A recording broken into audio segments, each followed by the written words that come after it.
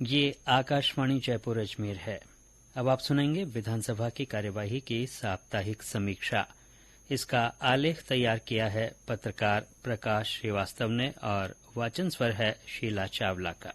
राज्य विधानसभा के बजट सत्र का ये सप्ताह भी हंगामे से भरा रहा। 24 जनवरी को स्थगित हुई विधानसभा की कार्यवाही 30 जनवरी को फिर शुरू हुई। राज्यपाल के अभिभाषण पर बहस के दौरान पेपर लीक, विशेषाधिकार हनन समेत कई मुद्दे छाए रहे।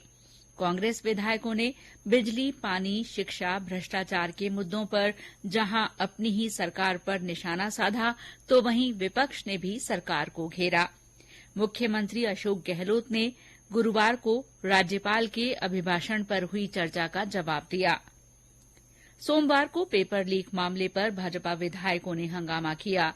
शाम को भाजपा सदस्यों ने नारे लगाए। 2 मिनट में ही भाजपा विधायक नारे लगाते हुए वेल में पहुंच गए। हंगामा बढ़ता देख विधानसभा अध्यक्ष डॉ सीपी जोशी ने नेता प्रतिपक्ष गुलाब चंद कटारिया और उप नेता राजेंद्र राठौड़ से पूछा कि वे सदन चलने देना चाहते हैं या नहीं। इस पर श्री राठौड़ ने कहा कि लोकतंत्र में प्रतिपक्ष को अपनी बात कहने का अधिकार है। बाद में कार्रवाई फिर शुरू हुई और सदन 7 बजे तक चला। अभिभाषण पर बहस के दौरान भाजपा विधायक सुमित गोदारा ने भ्रष्टाचार और फसलों के खराब होने का मुद्दा उठाया। कांग्रेस विधायक सुरेश मोदी और हरीश मीणा ने बिजली, पानी, शिक्षा, भ्रष्टाचार के मुद्दों पर अपनी ही सरकार पर निशाना साधा। कांग्रेस विधायक सुरेश मोदी ने कहा कि किसानों को बिजली न मिलने से फसलें जल रही हैं। प्रश्नकाल के दौरान मुख्यमंत्री के सलाहकार रामकेश मीणा ने चंबल नादौती पेयजल प्रोजेक्ट के अटका पड़ा रहने का मामला उठाया और कहा कि जिस कंपनी को काम दिया गया था उसने काम पूरा नहीं किया और पूरा पेमेंट भी कर दिया गया। इस पर जन स्वास्थ्य अभियांत्रिकी मंत्री महेश जोशी ने जवाब दिया कि कंपनी के खिलाफ एक्शन लेते हुए भारी जुर्माना लगाया गया है।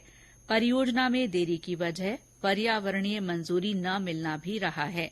पेयजल की मांग को पूरा करने के लिए राज्य सरकार ने अलग योजना भी बनाई है। खाद्य सुरक्षा योजना में शामिल होने के लिए आवेदनों के निपटारे नहीं होने का मामला भी प्रश्नकाल में उठा। जवाब में राज्य सरकार ने बताया कि खाद्य सुरक्षा योजना में नाम जोड़ने के लिए नया पोर्टल शुरू किया गया है। पोर्टल खोले जाने के बाद 19,57,991 आवेदन मिले हैं। 3,49,648 आवेदन स्वीकृत किए गए हैं, जबकि 28,071 आवेदन निरस्त हुए हैं। 10,12,000 से ज्यादा आवेदन अभी लंबित हैं। खाद्य और नागरिक आपूर्ति मंत्री प्रताप सिंह खाचरियावास ने आश्वस्त किया कि लाभार्थियों को कोई परेशानी नहीं आने दी जाएगी। मंगलवार को सत्ता पक्ष के 81 विधायकों के इस्तीफे का मामला भी सदन में छाया रहा।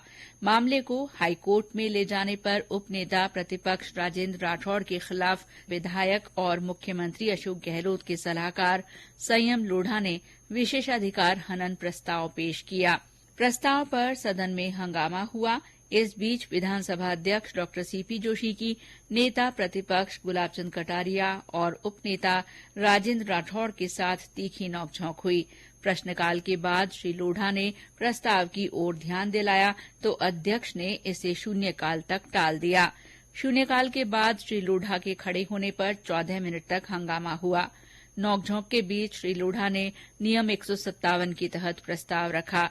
श्री लोढ़ा को जैसे ही बोलने की अनुमति मिली, भाजपा सदस्य नारेबाजी करने लगे। श्री राठौड़ ने जब नियमों की बात कही तो स्पीकर डॉ जोशी ने नियम 157 पढ़ा और कहा कि सदन नियम से ही चलेगा। इस पर श्री राठौड़ ने नियम 160 और 161 का हवाला दिया। प्रश्नकाल में भाजपा विधायक कालीचरण सराफ ने राजस्थान पर्यटन विकास निगम के होटलों के निजीकरण का मामला उठाया। इन सवालों पर पर्यटन राज्य मंत्री मुरारीलाल मीणा घिरते नजर आए। श्री मीणा ने कहा कि लाभ में चल रहे होटलों को निजी क्षेत्र में देने का कोई फैसला नहीं किया गया है। नेता प्रतिपक्ष गुलाब चंद कटारिया ने भी होटलों पर पैसा खर्च किए जाने को लेकर सवाल किया। अभिभाषण पर चर्चा के दौरान सीएम सलाहकार संयम लोढ़ा ने राजस्थान में बजरी के बेतहाशा बढ़ते दामों पर चिंता जताई। उन्होंने बजरी ठेकेदारों के दोनों ही पार्टियों के खास होने की बात कही। बाड़मेर विधायक मेवाराम जैन ने नियम 295 के तहत श्रमण जैन समुदाय की संस्कृति, धार्मिक संपत्तियों की सुरक्षा और संरक्षण के लिए श्रमण संस्कृति बोर्ड के गठन की मांग की। मंगलवार को प्रतिपक्ष और सत्ता पक्ष के विधायकों ने जनहित से जुड़े मामले उठाए। कोटा से विधायक संदीप शर्मा ने शहरी निकायों की तरफ से सफाई शुल्क के नाम पर वसूली का मुद्दा उठाया। जवाब में नगरीय विकास मंत्री शांति धारीवाल ने किसी भी निकाय द्वारा सफाई शुल्क की वसूली नहीं किए जाने की बात कही। सत्ता पक्ष के विधायक रामनारायण मीणा ने राज्य पक्षी गोंडावण के संरक्षण का मामला उठाया। इस पर वन मंत्री हेमाराम चौधरी ने बताया कि जैसलमेर के रामदेवरा में कृत्रिम प्रजनन केंद्र स्थापित किया जा चुका है, जहां गोंडावण का पालन पोषण किया जा रहा है। गुरुवार का दिन राज्यपाल के अभिभाषण पर बहस का अंतिम दिन था। इस दिन विशेषाधिकार हनन का मुद्दा छाया रहा। मंगलवार को भाजपा के राजेंद्र राठौड़ के खिलाफ निर्दलीय संयम लोढ़ा द्वारा विशेषाधिकार हनन प्रस्ताव पेश किए जाने के बाद गुरुवार को विपक्ष ने पलटवार किया। विधानसभा सचिवालय में भाजपा नेताओं ने श्री लोढ़ा सरकार के 3 मंत्रियों, उप सचेतक और एक विधायक के खिलाफ विशेषाधिकार हनन के प्रस्ताव सौंपे। चिरंजीवी परिवारों की महिला मुखियाओं को स्मार्ट फोन देने का मुद्दा भी गुरुवार को विधानसभा में उठा। शिक्षा मंत्री डॉ बीडी कल्ला ने प्रश्नकाल में भाजपा विधायक कालीचरण सराफ के सवाल के जवाब में जानकारी दी कि प्रदेश में चिरंजीवी परिवारों की महिला मुखिया को 3 साल के इंटरनेट एक्सेस के साथ मुफ्त स्मार्ट फोन दिए जाने की प्रक्रिया विचाराधीन है। अंतर्राष्ट्रीय बाजार में सेमीकंडक्टर की आपूर्ति न होने से चिप नहीं मिल रही है। उपनेता प्रतिपक्ष गुलाबचंद कटारिया ने भी योजना पर सवाल किए। कौशल नियोजन और उद्यमिता राज्य मंत्री अशोक चांदना ने सदन में जानकारी दी कि सरकार प्रदेश के औद्योगिक क्षेत्रों में स्थानीय बेरोजगार युवाओं को प्राथमिकता देने की दिशा में काम कर रही है। शाम को मुख्यमंत्री अशोक गहलोत ने राज्यपाल के अभिभाषण पर हुई बहस का जवाब देते हुए कहा कि राज्य की योजनाओं की देश भर में सराहना हुई है। शिशु और मातृ मृत्यु दर में भारी गिरावट आई है। राज्य की जीडीपी 11.04% हो गई है और इस मामले में राजस्थान देश भर में दूसरे स्थान पर है। श्री गहलोत ने पेपर लीक मामले पर कहा कि जिन राज्यों में पेपर लीक मामले की सीबीआई ने जांच की है, वहां कोई परिणाम नहीं निकला।